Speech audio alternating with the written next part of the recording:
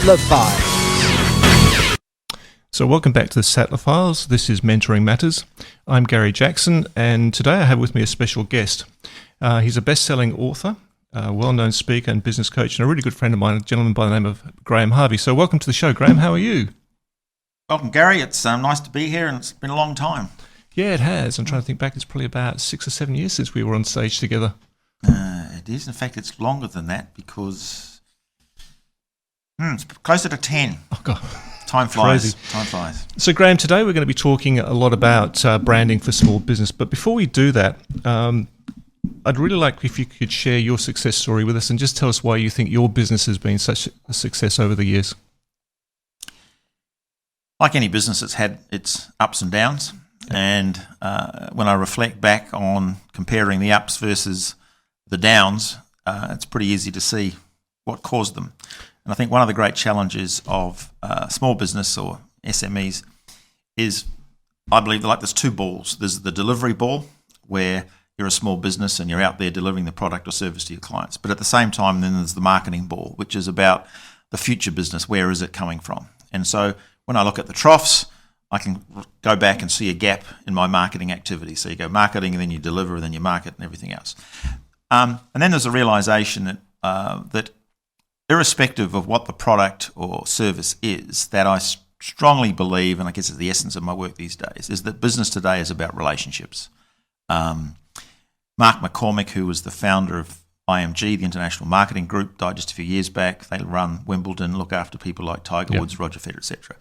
He talks about when all things are equal, people prefer to do business with their friends. Yeah, so it's who you know, not what you know. Absolutely. And when things become unequal, surprise, surprise, they still prefer to do business with their friends. So my slightly different take on that is people, given the choices, prefer to do business with people they know, like, and trust. Sure. And so that's the key. It's about relationship. So just on that, you were mentioning you do your marketing, then you deliver marketing and deliver. What sort of marketing activities did you get into to build your business and your client base? I've just recently written a blog called Face to Face is the New Black. And I think one of the problems that we've faced in business is that the whole technology pendulum has swung too far from the centre. I was working with an independent school just in recent weeks, and I asked the question of all the admin staff. I said, when you send an email, what are the two assumptions that you make? And of course, their mind spins. The basic assumption, the two ones that you make are, one, that because you've sent the email, that the person, the intended recipient, has actually received it, and two, not only have they received it, but they have opened it.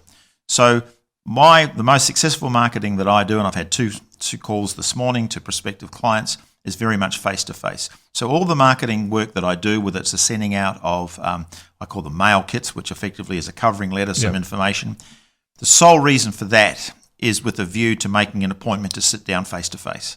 And if I can look back and track, as I do, the results of my work,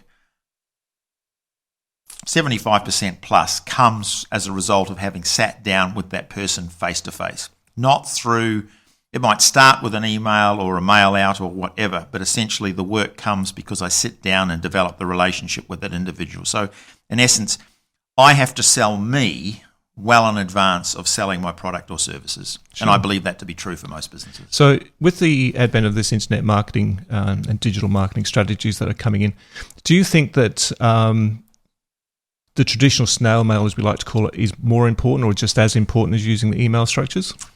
I would say it's just as important. Being now in my early 60s, I can sort of say I'm probably a little bit of a technology philistine, but I'm across the things, and I use fairly prolific. I use on Facebook, where I have a lot of fun. I have a fair few contacts on LinkedIn, which I use, and I'm actually spending more time learning about LinkedIn and leveraging of that. So it's not about snail mail versus the others. It's about using it as a tool alongside the others. But what I see happening with a lot of businesses that they are now using social media and I guess various technologies, the exclusion of those traditional methods like snail mail and the telephone, etc. So, and to their detriment, that's happening. Yeah. I'm a great believer in the snail mail version, and like you, what I suggest to my clients is, okay, we do an introduction letter with an information kit, then you phone them, get an appointment, go see them, sit down, build a relationship.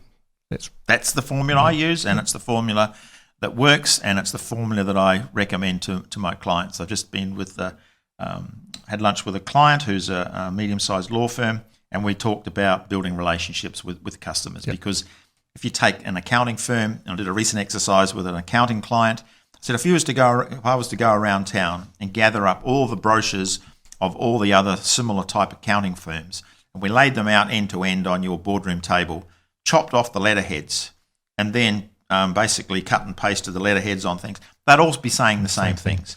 So one of the things I say in my workshops is, at the end of the day, what is it about your business? What does your business have that none of your competitors have? And you can see people's minds spinning. At the end of the day, the only thing that you've got that they haven't got is you guys. Yeah. It's about people, and it's about the relationships. I took to task the CEO of one of the major 4 banks a few years back about their use of the word relationship, the relationship managers. I said, how can I have a relationship with someone that I've never met, don't know their face, don't know their name? I can have a business arrangement, but I don't have a relationship. Yep. Relationships are people to people. Totally. So that's sort of getting us into today's topic, which is branding. Mm-hmm. Now, if your clients are anything like mine, we start talking to them about what's your brand, where's your brand awareness, what are you doing? And they really sort of glaze over and say, well, what do you mean?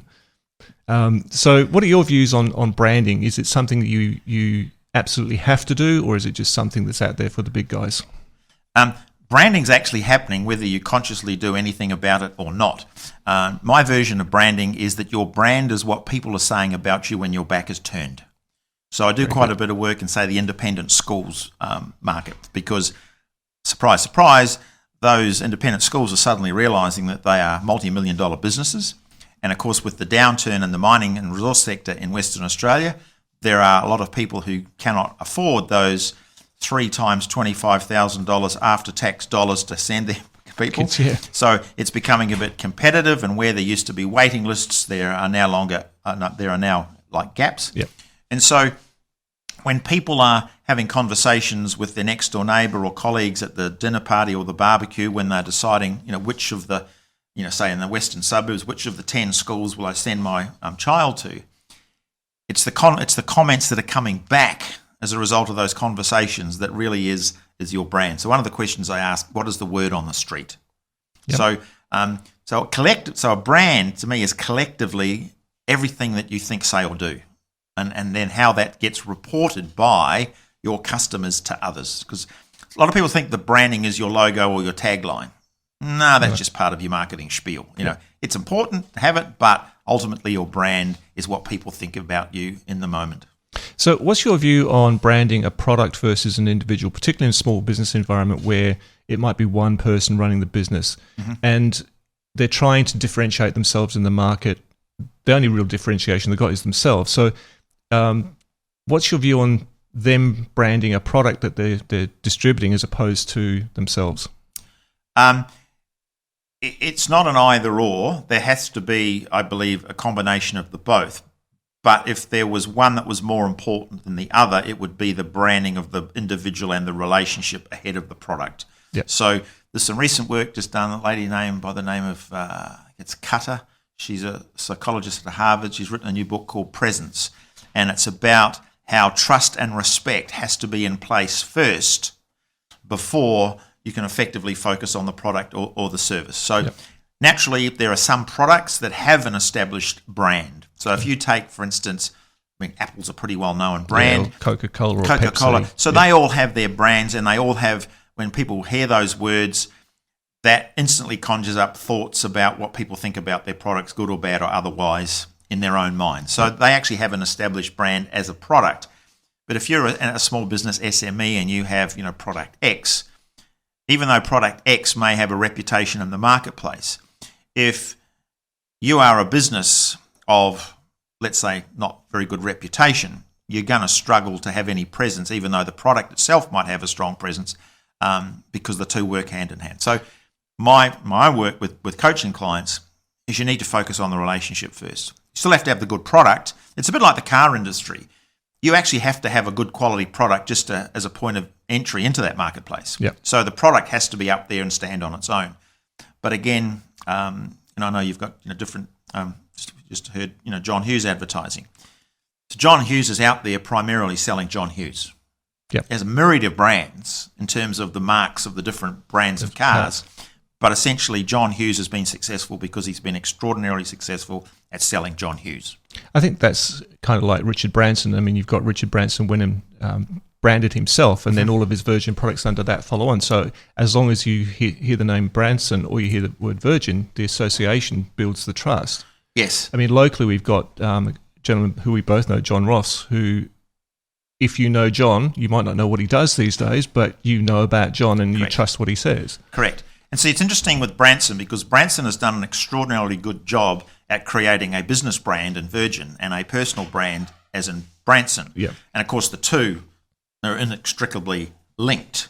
And but they are still. There are some things he does solely and under the brand of Richard Branson. Yep. And so when he comes and he's on the speaker platform, he's there as Richard Branson, with his whole raft of Virgin companies. Yeah. And then you have Virgin companies that stand alone with their own brand. But so the two come together. So, for instance, I have Graham Harvey as a speaker and a business coach, and then I have my business, which is Service EQ. But it tends to sit more in the background. Yes. So my URL is grahamharvey.com. It's not serviceeq.com because, again, as a speaker, I'm sure Tony Robbins has a business name somewhere, but no one knows what it is because essentially Tony Robbins is marketing Tony Robbins. Correct. So that's the difference. Cool. So when we get into this and we start looking at how we brand, there's a lot of businesses out there will start to think, well, if I brand based on price or I brand on service or perhaps on the quality of the product, do you think that's a sensible thing to be doing? Well, they're all important, but again, they're still secondary to the branding of the relationship. So I don't think it's about consciously going out there and saying, I am going to create a brand based on my relationship. It's about the brand as sort of the byproduct of the relationships that you are forming. So certainly you're not going to be successful if you don't have a good product. The pricing has to be appropriate based upon what the product is and what it's delivering. So, and that depends upon where about the marketplace you want to play. I strongly encourage clients to play more at the top end of the market, generally because there's less people playing in that competition market, yeah. Whereas otherwise, it's just this race to the bottom. And if you're going to play the price game, then you better be a Bunnings with billions of dollars in the bank that enables you to win that game before you start. I remember years ago doing some work for the Hotels Association, and there was a gentleman in this group, and he talked about life not being fair. And I said, well, hang on, first of all, whoever sold you the ticket that life was fair, go and ask for a refund because it ain't. And I said, well, what do you mean, being serious? He said, well, it's hard for me to compete in the marketplace when I can buy cartons of Crown Lager cheaper from Woolies Liquor than what I can wholesale from Carlton United Breweries. Yeah, and that happens a lot. And he said, well, that's not fair. And I said, well, I thought we'd just put that to one side. I said, but if you think about your own research that the AHA does, and he owned a suburban tavern, I said the reason that people go to a suburban tavern for drive-through is not because of price, it's because of convenience. So if you want to play the price game, that's a game that you need to have made sure that you have won before you actually start, because you're never going to compete with the Bunnings or the Woolies in that price space. Even Woolies with Masters came to town thinking that they could beat Bunnings by playing against price. It didn't happen because of the well-established business in that particular marketplace. So price is important. The other thing interesting about value, and a lot of people think that because they think it's value, that therefore it's value. But we need to remember that quality and value are only ever perceptions in the minds of our customers. A question I typically ask in workshops, I say, who's got a favourite restaurant? Someone puts their hand up. Okay, what's your favourite dish there? And so I'll say, it's ABC Cafe and my favourite dish is X. Okay, so the scenario is you walk into your favourite restaurant, you order this dish, and you sit down. 5 minutes later, someone else walks in. They order the same dish, same restaurant. So I said, think about it. Two people, same restaurant, 5 minutes apart, order the same dish, made in the same kitchen by the same ingredients, by the same chef at the same time. Half an hour later, one walks out, says it's fantastic. The other one says it was okay. Which one's correct? They're both correct, obviously. Because they both are. Because, again, it's that quality and value are only ever perceptions. Yeah. And that's the challenge that we face when we start talking about quality and value. Absolutely. And when you start thinking about that competing against price issue, it's been going on for years. I remember years ago I had a chain of retail record stores, and we could go over into Kmart and buy the product cheaper there than we could from the wholesaler. So we would go and buy it from Kmart and put it on our shelves, and we were saving 25% on the price. So you just work out how to solve the problem. Yeah, sometimes your cheapest supplier is in fact your competition. Yeah.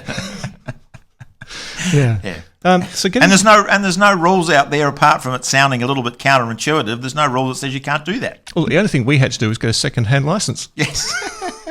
So that's good. Anyway, so moving on to the issue of service, and I see a lot of people out there saying we give better service than the guy next door. I really don't think that that's an acceptable branding option, to be honest. Because really, it's just it's a statement with not a lot of meaning. Because service, again, the quality of that service, again, is the perception of individual customers. One thing it's great, the other think that it's not so great. So it's interesting. I did an interview the other day with a journalist who was doing some work for a blog site, and he was talking about real estate. And he said it was interesting about. So he said, what would be some advice you would give to a young 22-year-old real estate rep starting out to be successful in the industry? And I said, this may not be the answer that you were expecting. He said, what would be the top 3 things? And I said, clean your shoes, be 5 minutes early, and shut up and listen. Yep.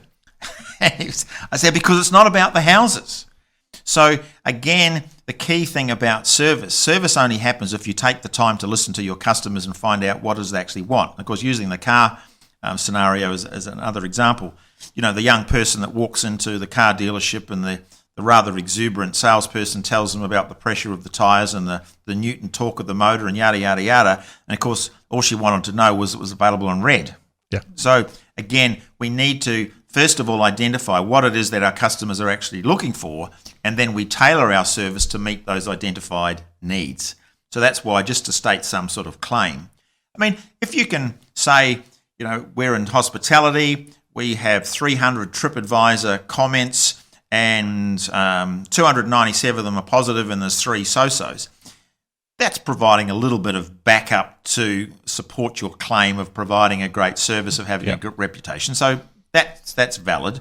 But just to make some sort of complaint that, sometimes you'll see, but service is our middle name. Yeah. Well, what's that mean? It's just a glib statement with really that's hollow. Yeah. Cool. So your book, Seducing the Vigilante Customer, which has been around for donkey's years, as I recall, and I think you said you're about to go into your 4th publication or 4th printing? 4th printing, 2002 it got printed. Cool. Yeah, it's a brilliant book, everybody. It's called Seducing the Vigilante Customer by Graham Harvey. And the last chapter is an interesting one. It's called Over-Promise and Over-Deliver. So would you like to just fill that in? Because I'm used to this over-promise and under-deliver business. Or vice versa. Yeah. Under-promise, over-promise. Over-deliver. We don't. Yes. There's plenty out there over-promising and under-delivering. I guess it was a little bit tongue-in-cheek because the traditional is under-promise, over-deliver. The reason why I said over-promise is because you actually need to stake a claim in the marketplace. Because if you were just simply making the same promise as everybody else, there's actually no point of difference. There's nothing to distinguish you as different. But by making a bold statement in terms of, I guess, over-promising, the reason for that is that it actually forces you to make sure that you've got the processes and systems in place that enable actually to fulfill the promise that you are making. So one is about over-promising. And then, of course, it's about exceeding people's expectations, because that's where you can have those people coming back. So one other blog I've got about is giving people a reason to return and a reason to refer. There's no doubt that word of mouth is still by far and away the most powerful marketing medium that any business totally has. Agree with you on that one. So it's only by, I guess, exceeding people's expectations that gives them a reason to then be having conversations with other people. So again, in my workshop, I do this sort of little analysis where people are judging the quality of the service of their current service providers. So between 0 and 10. So to me, but a 10 is where the service was so amazing that as you're walking out the restaurant door, you're already Facebook messaging your friends telling them how wonderful it was. That's about exceeding people's expectations. But what's interesting is, because, in fact, in my new book, which is nearly finished, I talk about how right at the beginning, I said my book of over 10 years ago, it would be nice to report that customer service has improved dramatically over those years. I said, sadly, I think it's actually got worse. Yeah. And so there's plenty of... But the good thing about that is it just means that there's so much opportunity out there in the marketplace for those that actually do want to take the time to get it right, to make those bold promises, to follow through and then exceed their customers' expectations, which is about then enhancing their relationships. And so there's great opportunity out there right now. But you've got to work hard. Sometimes people say, but there's no such thing as customer loyalty anymore. Well, there actually is, but you've actually got to work harder to maintain it and look after them and develop it. So it's a tough gig, but the spoils to those that are prepared to put in the effort are well worth it. So in summarising today's topic on branding, what would be the two key things that you would say to anybody getting into business by themselves today to help them with their branding approach? Okay, first of all, before you jump into business, take the time to do your homework. Yep. It's nice to have high aspirations and to be totally self-confident, but it needs to be based in reality. Just because you think something is a great idea doesn't mean to say that there's a marketplace accepting of it. Yep. One of the other things I talk about in the workshop is how businesses changed from inside out to outside in. So the old model was that on the inside you'd create a product or service and then you go outside in the marketplace to find someone to sell it to. Today it's the reverse. You need to go into the marketplace, identify what the needs, wants, aspirations are, and then you come back inside and create the product or tweak and fine-tune the service to match those previously identified needs. That was the brilliance or the genius of Steve Jobs, was to identify what the marketplace actually wanted, even though the marketplace didn't know it itself, and then came and developed the product that actually matched those needs. I think Apple pretty much created the need for people as well, and the disposability of their products. You've got to have the latest and greatest. Correct.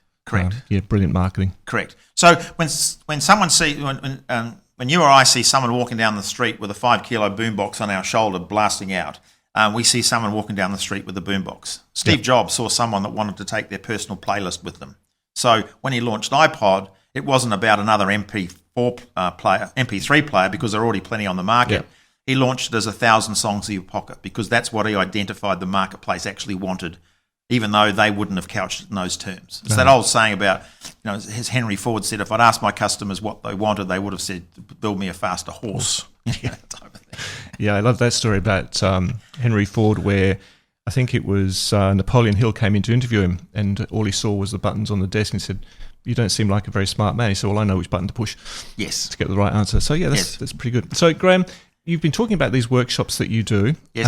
Where do you run them, and how often are you running them? 99% of them are basically in-house with clients, because again, it's about personalising the workshop itself to meet the needs of the client. So I met with a new client this morning who's in the hospitality sector. So whilst the 4-hour workshop has its basic parameters and structure, it's very much around tailoring it to the needs of that industry, what's currently happening, but then also to the needs of that particular company in terms of its size, its personnel, what age are they, and all that sort of stuff. So again, I have to be mindful of tailoring my products to meet those identified needs of my clients. Okay, so in closing, Graham, I'd like to say thank you for joining us. I think you've covered some pretty incredible things, and it's good that we sort of think alike on a lot of this stuff together, which has been great. I just want to give Graham's book another plug. It's called The Seducing the Vigilante Customer, coming into 4th printing, which is very annoying, Graham. Well, it's only because I'm going to 4th printing because I still haven't got my bum to get and finish the new one, which is never there. But so it's available on my website, grahamharvey.com, and and the new one is called Design, Deliver, Delight, and that's the working title at the moment. Cool. It tends to change a little bit at the moment, but fingers crossed it'll be out soon. So you've been listening to Mentoring Matters on the Sattler Files. My name's Gary Jackson. I look forward to hearing from you all again next week. This is the Sattler Files. Different.